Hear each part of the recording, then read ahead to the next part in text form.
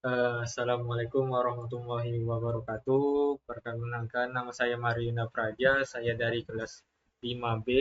Di sini saya akan menjelaskan ujian tentang IKB, yaitu soal tentang regangan dan tegangan.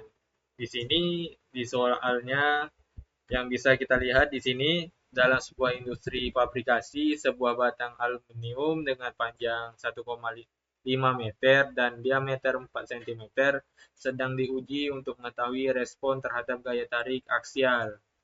Gaya sebesar 40 kN diberikan secara perlahan hingga batang mengalami perpanjangan sebesar 2 mm. Modulus elastisitas aluminium adalah 70 gigapascal. Namun saat menggunakan material yang berbeda dengan panjang dan diameter yang sama, yaitu baja dengan modulus elastisitas 200 GPa, pengujian yang sama dilakukan, akan tetapi gaya yang diberikan pada batang baja adalah 40 kN, sama seperti gaya yang sedang yang diterapkan pada batang aluminium. Di sini diminta 3, yaitu ada hitung tegangan dan regangan yang terjadi pada batang aluminium. B, hitung panjang perpanjangan yang akan terjadi pada batang baja saat diberikan gaya yang sebesar 40 kN. C-nya, jelaskan bagaimana modulus elastisitas mempengaruhi deformasi material dan konteks fabrikasi dan aplikasi nyata untuk pemilihan bahan dan dalam desain struktur. Dalam penjelasan ini saya akan menjelaskan nomor 1 dulu. Di sini saya sudah mencari jawaban dari nomor 1. Bisa kita ketahui panjang yang diminta yaitu 1,5 meter diubah ke milimeter menjadi 1500 mm. Diameternya 4 cm diubah menjadi 40 mm. Dengan gayanya 40 kN berubah menjadi Newton yaitu 40.000. Perpanjangan yaitu 2 mm. Modulus elastisitas untuk aluminiumnya 70 gigapascal diubah menjadi megapascal yaitu 70.000. Kalau bajanya yaitu 200 gigapascal diubah menjadi 200 megapascal. Di sini saya akan mencari nomor A yaitu tegangan dan regangan aluminium. Bisa kita ketahui regangannya yaitu rumusnya gaya dikali luas penampang. Setelah itu kita akan mencari satu persatu. Pertama, luas penampang sama dengan PI dikali diameter pangkat 2, bisa juga dibilang diameter kuadrat, per 4. Setelah itu PI-nya turun dan diameternya dimasukkan yaitu 40 kuadrat per 4. Setelah diturunkan semua, kita hitung regangannya yaitu PI dikali 40 kuadrat dibagi 4 yaitu hasilnya 1256,64 mm kuadrat. Setelah mendapat hasilnya itu, kita menghitung regangannya yaitu hasil dari 40 kN ini gaya F dibagi dengan luas penampang. Kita bisa tahu ini rumusnya.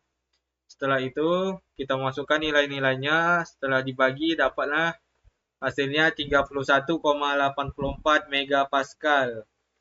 Setelah itu kita mencari regangan. Yang tadi tegangan, yang sekarang regangan. Regangannya yaitu rumusnya sama kayak tadi, cuman ada bedanya yaitu perpanjangan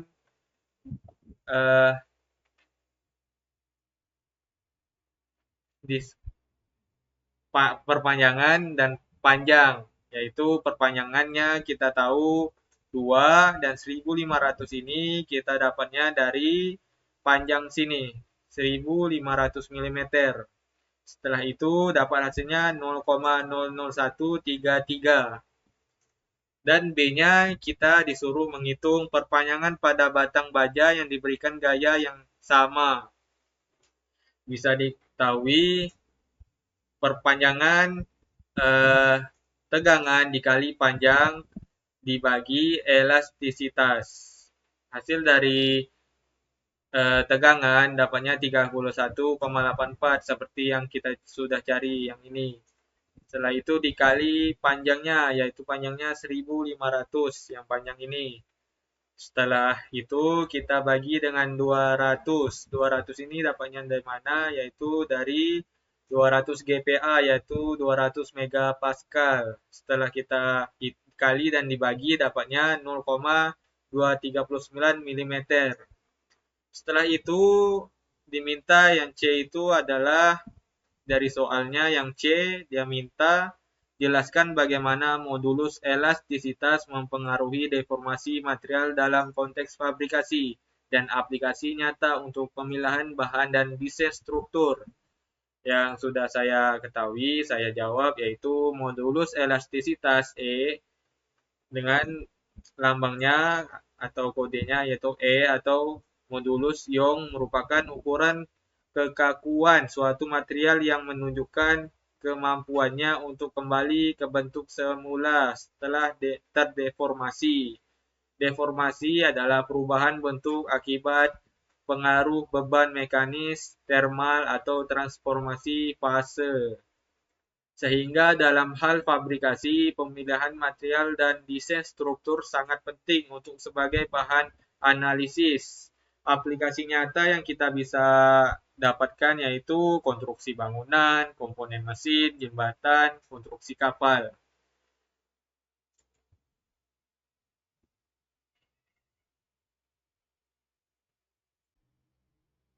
Oke, setelah kita menjelaskan nomor 1 yang tadi, kita akan menjelaskan nomor 2. Nomor 2 ini dimintanya jelaskan hingga orang awam paham tentang diagram tegangan regangan dan aplikasinya dalam desain. Yaitu di sini diagramnya, seperti ini diagramnya. Tegangan tarik batas yaitu yang sini. Dan tegangan tarik batas ini adalah tegangan maksimum yang bisa ditahan oleh material sebelum patah atau putus. Pada grafik ini terletak di puncak tertinggi di sini ya. Setelah itu ada daerah elastis. Daerah elastis yang ini, yang hijau ini. Yang ini nih, yang oranye bukan yang hijau ya. Di bagian awal hubungan antara tegangan dan regangan bersifat linear, artinya ketika gaya dilepas, material kembali ke bentuk aslinya. Batas elastis adalah titik di mana material masih bisa kembali ke bentuk semula setelah beban dilepas. Setelah itu ada titik leleh. Titik leleh yang ini yang lengkung di sini titik leleh namanya. Melewati titik ini, material tidak akan kembali ke bentuk aslinya meskipun gaya dilepaskan, artinya mulai terjadi deformasi permanen. Dan ada daerah plastis. Daerah plastis yang ini nih. Daerah plastis itu di mana regangan terus meningkat meskipun tegangan terus meningkat meskipun tegangan tidak banyak berubah. Deformasi yang terjadi di sini bersifat permanen. Setelah itu ada namanya daerah strain hardening. Daerah strain hardening ini dekat-dekat dengan daerah-daerah plastis sama daerah netting. Cuman dia di tengah-tengah ini. Daerah strain hardening. Pada bagian ini, material menahan tegangan yang lebih tinggi setelah melewati titik leleh hingga mencapai tegangan maksimum. Titik ultimate, di sini ya, titik ultimate. Bahan menjadi lebih kuat di daerah ini karena fenomena penguatan akibat regangan. Setelah itu ada titik ultimate. Titik ultimate ini, yang ini adalah tegangan tertinggi yang dapat dicapai material sebelum mulai melemah. Setelah titik ini, material tidak mampu menahan lebih banyak beban, yaitu kalau kita berlebihan atau terlalu banyak maksimum yang dikasih melebihi maksimum akan tidak kuat bebannya. daerah necking yang ini. Daerah necking itu pada fase ini terjadi penurunan tegangan, tetapi renggangan terus bertambah. Tegangan yang ini ya, tegangan terus bertambah, terjadi penyempitan necking. Penyempitan necking terjadi penyempitan necking di suatu bagian material yang merupakan tanda awal dari patahnya material. Setelah itu ada titik putus. Titik putus yang ini di dekat paling garis terakhir putus-putus ini. Titik putus adalah titik terakhir pada grafik di mana material benar-benar patah atau putus setelah mengalami deformasi besar. Kita bisa lihat grafik-grafiknya di sini, diagramnya. Di sini ada tegangan yang garis vertikal dan horizontal ini regangan. Dalam aplikasi desain bisa kita ambil yaitu bangunan, mesin atau jembatan. Diagram ini digunakan untuk memastikan bahan yang dipilih kuat dan aman dalam kondisi beban tertentu tanpa mengalami deformasi berlebih. Oke, mungkin kita akan lanjut ke nomor 3.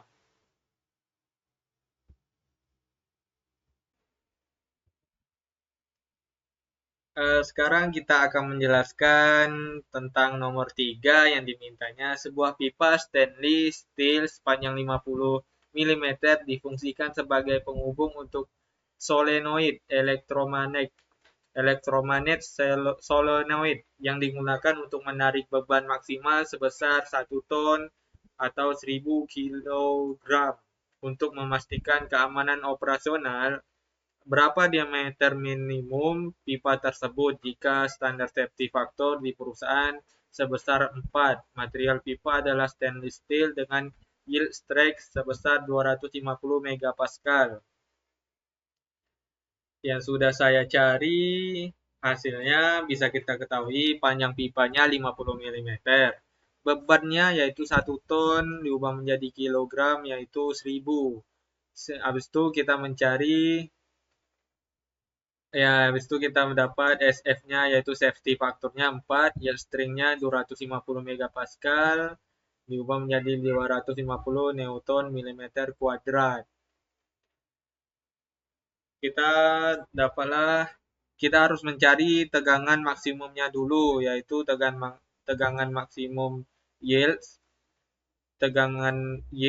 dan safety factor. Kita masukkan hasil yang sudah kita ketahui, yaitu 250 bagi 4, dapatnya 62,5 megapascal. Setelah itu kita menggunakan rumus tegangan, yaitu gaya kali luas penampang. Setelah itu turun luas penampang PI dikali D kuadrat dibagi 4. Kita ketahui luas penampangnya yang sudah kita cari yang ini yaitu 62,5 megapascal, kita masuk. Setelah itu 9810 ini kita dapat dari hasil beban, yaitu kita hasil dari 1000 dikali 9,81 Newton. Setelah itu dapatnya 9810 Newton. Kita masuk sini. Habis itu rumus dari PI D kuadrat diturunkan dan dibagi 4. Setelah dari itu kita masuklah ke diameter kuadrat, yaitu 4 kali 9810. 4 ini kita dapat dari mana? 4 ini dapat dari safety factor, yaitu safety factornya yang dimintanya itu 4 tadi. 4 yang dimintanya sebesar 4. Setelah itu PI dikali 62,5. 62 yang tadi ya. Ya ini hasil dari untuk mencari tegangan. Setelah itu dapatlah hasil dari ini, kita kalikan 4 kali 98, 10 ini dapatnya 39,240. Hasil dari PI itu kita tahu 3,14 dikali 62,5 dapatnya 196,35. Hasil dari ini kita bagikan dapatnya 199,83. Setelah itu kita akarkan yang ini, kita turunkan langsung di akar, yaitu akar dari 199,83 hasilnya 14,14 mm. Mungkin sekian dari penjelasan saya.